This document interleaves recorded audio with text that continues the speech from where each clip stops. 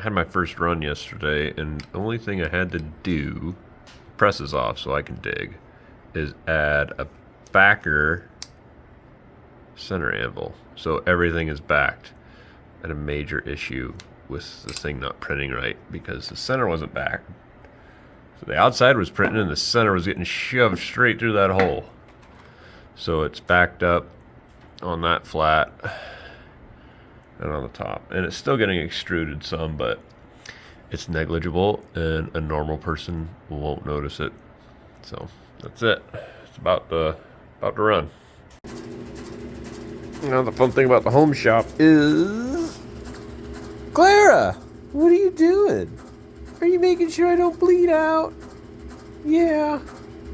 Alright. Yep, she's on watch.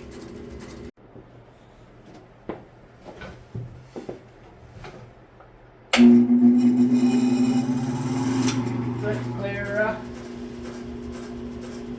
Alright, this is our safety off. And then we just put our little parts in. There we go. Come on.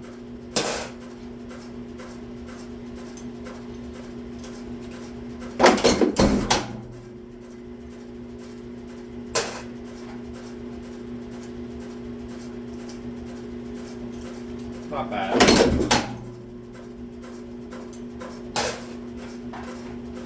So we got pretty decent speed on the cycle time. For our first run, this isn't bad.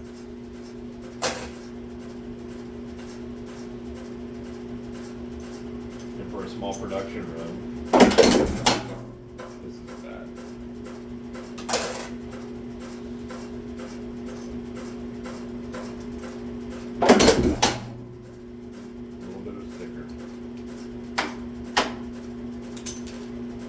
We'll get them later.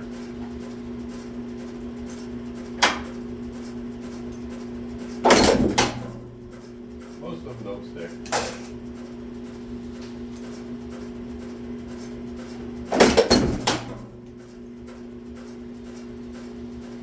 That's it. That's punch press work. It's the tips. I like it. Shut the brain off. Run.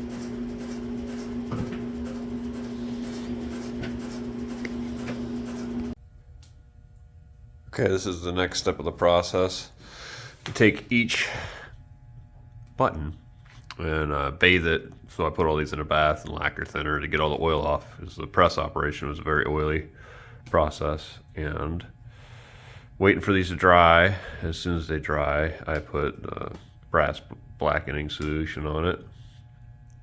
And I leave it on there about 5 to 10 minutes and wipe it off. And we'll have a product. Okay, so we let our acid solution sit on there a little bit and we gave them a light buff and we got some good products. Now each one of them has to go back over to the mill, clamped and drilled. 4th thread stud.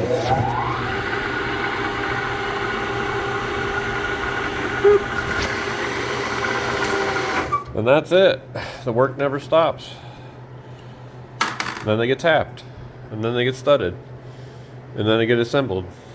And it just keeps going. And going.